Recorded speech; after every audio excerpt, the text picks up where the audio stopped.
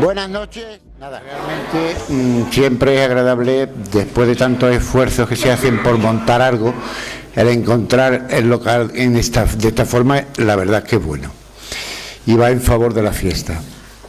También, en principio, bueno, darle las gracias, por supuesto, a la autoridad portuaria, porque nos ha dejado esto, siempre se vuelca con nosotros y nos facilita todo lo habido y por haber, y él es un gran aficionado y sé que disfruta con estas cosas. También quiero agradecer la asistencia de don Miguel Briones, concejal de Cultura. También hay una peña de Alauriña el Grande, que se llama El Estoque, que le agradezco mucho la asistencia, y hay unos chavales que son unos grandes aficionados, que son el relevo generacional, como es Horacio Oliva Álvarez, Luis Méndez Escalante, González Ramírez, y etcétera. Bueno, voy a dar lugar ya al inicio de esto, y a don Juan Pedro Luna, por supuesto, cirujano del equipo quirúrgico, jefe del equipo quirúrgico de aquí de la plaza.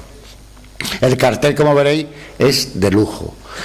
Conseguir esto, pues el móvil me echa humo prácticamente, porque es que es difícil. Pero ahí tenemos al profesor Higuera, que el profesor Higuera tiene una defensa buena contra el antitaurino, todos los antitaurinos, y es un argumento fantástico que es irrebatible además, porque la experiencia que tiene ya son 15 años y ya es irrefutable.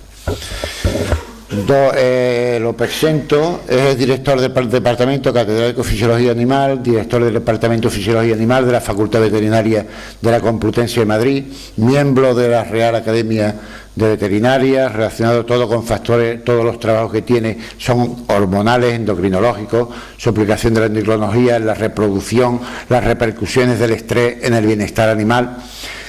El profesor en sus investigaciones pretende demostrar que gracias a la segregación de hormonas el toro siente menos estrés y menor dolor durante la lidia, de lo que siempre con unas reacciones hormonales únicas, y por tanto tenemos un animal que es único en el mundo.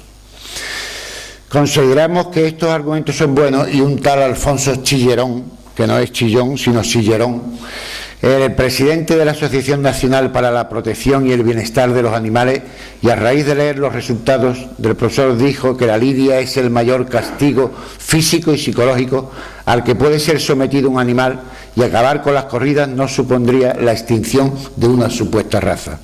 Para conservar lo que ellos denominan agrupación bovina, lo adecuado sería mantenerlos en reservas naturales y no someterlos al espantoso espectáculo de su agonía y su muerte en la plaza, aunque ahora digan que no duele tanto.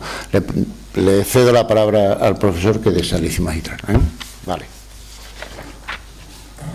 A Ignacio Mateos y a Miguel Ángel Torres, presidente y vicepresidente de la Asociación Malagueña de Tauromaquia, por haberme invitado a dar mi conferencia aquí. Por supuesto, también muchas gracias, pues fue la persona que se puso en contacto conmigo, a Jorge Fajardo, que es su encantadora mujer, que he conocido hoy.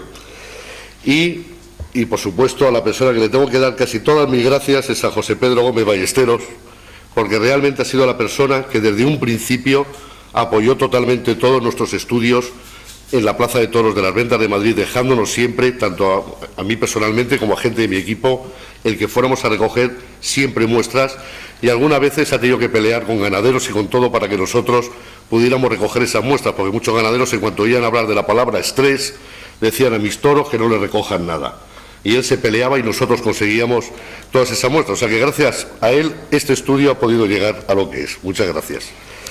Bien, voy a intentar ir lo más rápido posible, pues sé que es muy tarde, pero la conferencia que doy no puede tardar menos de 30 o 40 minutos, porque tengo que dar primero una breve introducción fisiológica de lo que yo estudio para que ustedes puedan comprender cuáles son esos mecanismos que tiene el toro y por qué realmente nosotros aseguramos ciertas cosas de que el estrés y el dolor que tiene son totalmente diferentes a otras especies animales y también al humano.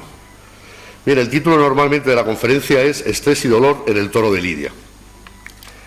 Bien, ¿qué es el estrés? El estrés, pues si uno va a cualquier diccionario, a cualquier libro, hay muchísimas definiciones diferentes de la palabra estrés. Nosotros tenemos aproximadamente ya 150 definiciones diferentes de estrés. A nosotros la que más nos gusta, porque eso ya va a cuestión de gustos o de adaptación a la conferencia que va a dar uno, es la definición que tenemos aquí puesta, que el estrés es una respuesta no específica del organismo ante cualquier demanda que se le imponga. Es decir, es una respuesta, es algo que ocurre, que el organismo se pone en marcha tanto frente a algo exterior como interior. Normalmente la mayoría de la gente cree que el estrés es algo exterior, es decir, un susto, una quemadura, un pinchazo eléctrico, cualquier cosa de esas es un estrés, pero también una hemorragia, el organismo lo reconoce como un estrés. Cualquier factor que altere lo que llamaba el profesor Cannon, la hemostasia del organismo, el cuerpo lo considera como un estrés y lo que va a hacer es intentar que esos parámetros que se han ido variando, mantenerlos dentro de unos límites aceptables. Bien, ¿qué causa el estrés? Pues bien, el estrés es causado por el instinto del cuerpo de protegerse a sí mismo, es decir, es la propia defensa que tiene nuestro organismo, tanto el del animal como el del humano, frente a cualquier ataque externo e interno. Es lo primero que se pone en funcionamiento cuando hay una infección, cuando hay una enfermedad, cuando hay cualquier cosa que afecte a nuestro cuerpo, él va a responder rápidamente, vamos, muy rápidamente, para poder luchar frente a eso que está atacando al organismo. Bien, existen muchos tipos de estresantes o de agentes estresantes, aquellos que nosotros podemos medir, cualitativos, que no podemos medir, cualitativos, y aquellos que podemos medir, cuantitativos. Dentro de los cualitativos tenemos los físicos, como pueden ser térmicos, químicos, eléctricos, es decir, externos, o, como hemos dicho también, una lesión tisular, una hemorragia, una hipoglucemia, una infección. También tenemos los psicológicos, por eso digo que esto no lo podemos medir, porque en el toro o en los animales es imposible. En el caso del toro, un psicológico puede ser el transporte, el confinamiento de los animales. Y luego tenemos los cuantitativos, que son aquellos en los que nosotros más o menos lo podemos medir. La intensidad, en caso de animales, es difícil de precisar. Pongo que se puede medir por cara en humana. Sí que existen unas tablas que le preguntan a la persona qué estrés tiene del 1 al 10, más o menos lo representan y sacan un valor, pero nosotros, los veterinarios, ni al toro, ni al perro, ni al caballo le podemos preguntar que cuánto estrés tiene, porque no nos va a contestar. Lo único que nosotros podemos medir es la duración del estrés, es si es agudo o crónico.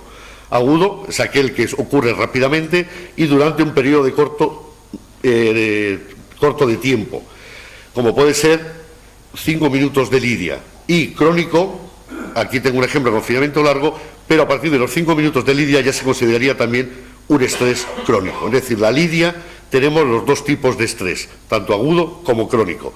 Y por eso existen muchas diferencias en lo que es la respuesta del animal al principio de la lidia y al final de la lidia, porque va cambiando los mecanismos de respuesta. Bien, a la respuesta frente al estrés existe lo que se denominan las diferencias individuales, es decir, no todos los animales ni todas las personas reaccionan de la misma manera frente a un estrés, aunque los mecanismos internos se ponen todos exactamente igual a la vez. Pero puede haber diferencias en la especie, en la raza, en el caso del toro, en el encaste, dependiendo de esa bravura o no bravura, va a responder de una manera diferente al estrés. Por supuesto, la edad también va a variar esa respuesta. Como veremos en los estudios que hemos hecho, no es lo mismo la respuesta en novillos que en toros. Y la experiencia temprana, es decir, si nosotros a un toro le acostumbramos desde pequeñito a cierto tipo de estrés, al cabo de 1 año o 2 años, ya para él ese agente estresante no produzca estrés, sino que es algo cotidiano para él. Por ejemplo, hay ganaderos que les acostumbran a los toros una vez al mes a subirse a un camión, les dan un paseo de 20 minutos y los bajan, para que no tengan luego tanto estrés cuando llegan o los transportan a las plazas. Con lo cual, todo eso, el estímulo estresante actúa, todas estas diferencias nos van a variar en pequeña medida, no en gran medida, la respuesta a ese estrés.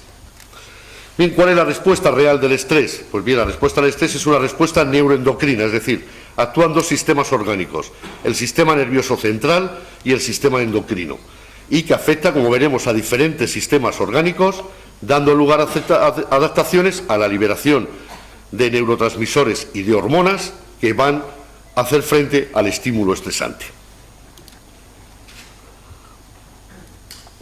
Bien, ¿cuáles son esas vías de respuesta? Pues bien, lo que hemos dicho, la primera de ellas es el sistema nervioso central. Vamos a explicar un poquito lo que se denomina la cascada del estrés, y ahí veremos ya todas las hormonas que nosotros analizamos. Cuando se provoca un estímulo estresante, manda una señal a la corteza cerebral. La corteza cerebral, manda una señal al sistema límbico, tanto a la amígdala como al hipocampo, pero a su vez el propio estímulo estresante también manda señales al sistema límbico. Bien, la respuesta tanto de la corteza como del sistema límbico, aquí en este caso, no se está produciendo ninguna liberación hormonal, sino que son respuestas comportamentales, como veremos posteriormente. Es decir, el tanteo del toro, el mirar el toro de una manera, cuando sale a la plaza, todo eso lo veremos porque es el primer momento de estrés y son comportamentales. Aún no se ha liberado nada al organismo. Y posteriormente pasan estas señales o este estímulo al hipotálamo, que digamos es el primer órgano que va a regular el estrés. Vemos que tanto le llega señales de la amígdala, del hipocampo, de la corteza, como del propio estímulo estresante. Es decir, el hipocampo recoge toda la información, tanto del cerebro como del propio estímulo, y es el que ya va a generar la respuesta a ese estrés. Lo primero que va a hacer es lo que se denominan las vías clásicas de respuesta, que es a través del sistema nervioso simpático, incide sobre la médula adrenal para la liberación de epinefrina. Y ese sistema nervioso simpático, en sus terminaciones nerviosas, libera otra hormona o neurotransmisor, que es la norepinefrina. Bien, para que no estén, digamos, doctos en lo que es la epinefrina, es lo mismo que adrenalina, ¿eh?